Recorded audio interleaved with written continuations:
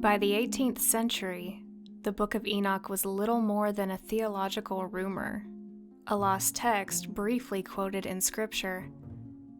But for most of Europe, the book itself was gone.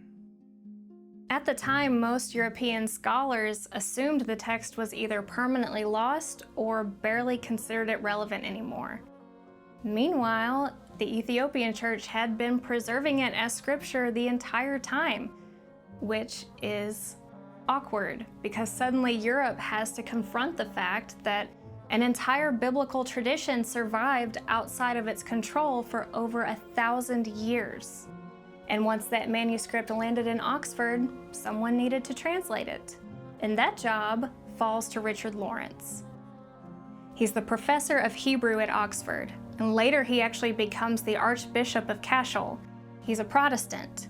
And these details matter, because this means that the Book of Enoch's re-entry into the English-speaking world was not happening through occult conspiracy channels. It was happening through the academic and theological establishment itself.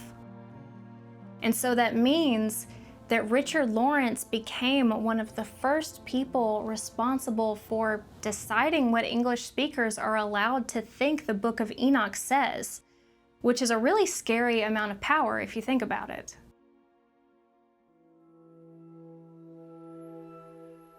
So naturally, I wanted to see these manuscripts for myself. So I hopped on a plane and got myself into Oxford. But what I didn't expect was the deeper I got into this, the less stable this story itself started to feel. So I'm sitting there in an Oxford reading room with the earliest translations of Enoch in front of me, alongside the Ge'ez tradition it came from, physically comparing the wording through Lawrence's notes. Some of the translation differences are minor, others completely change the feeling of a passage, and one in particular genuinely disturbed me.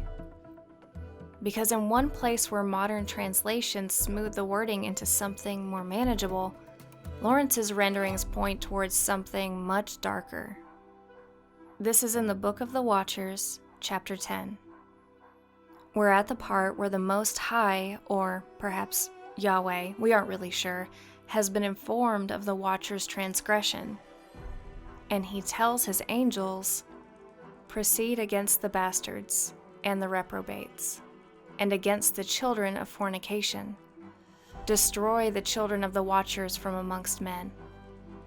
But in Lawrence's earlier wording in his footnotes, he admits that bastards was not the literal translation here.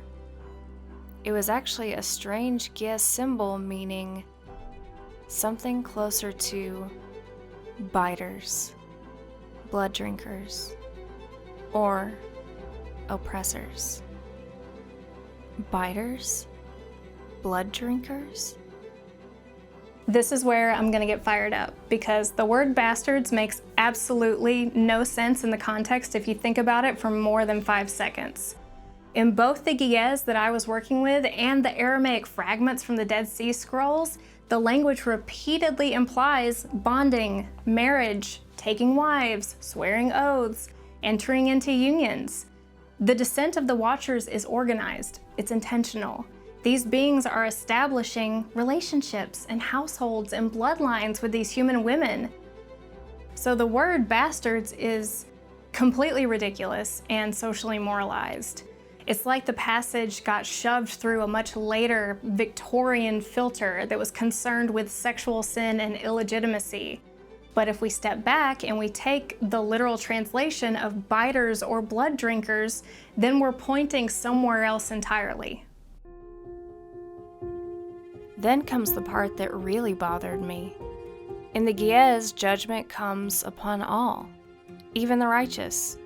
Enoch is prophesying the flood and says in his channeled state, "The earth shall be emerged, and all things which are in it perish, while judgment shall come upon all, even upon the righteous." Under normal circumstances, I think we would expect the standard binary. Good people saved, bad people dead. But I think most of us know and understand that pretty much everybody on earth died during the flood, right?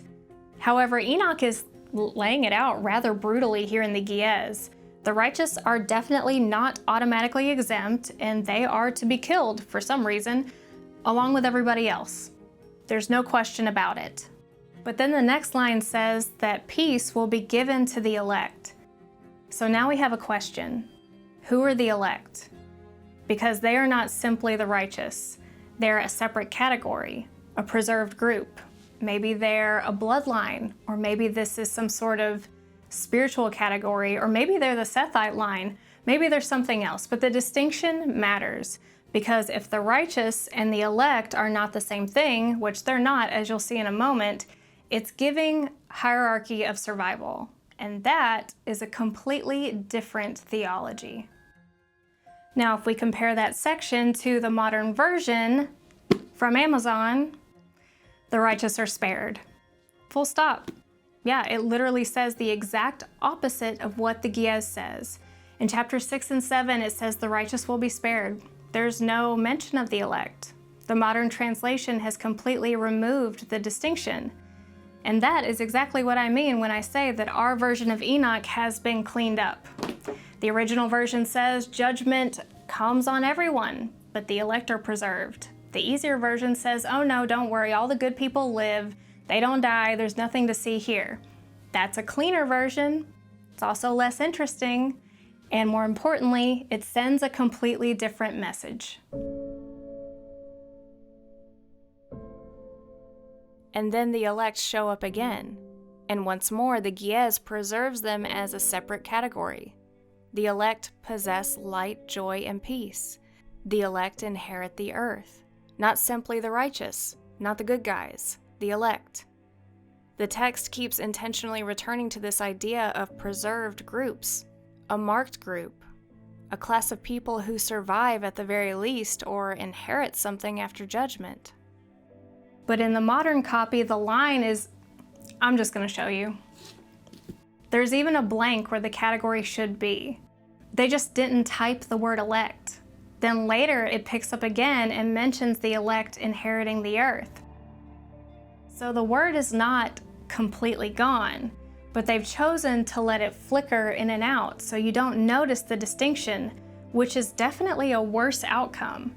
Now you know, you can see that the category is there, but the translation is not treating it consistently.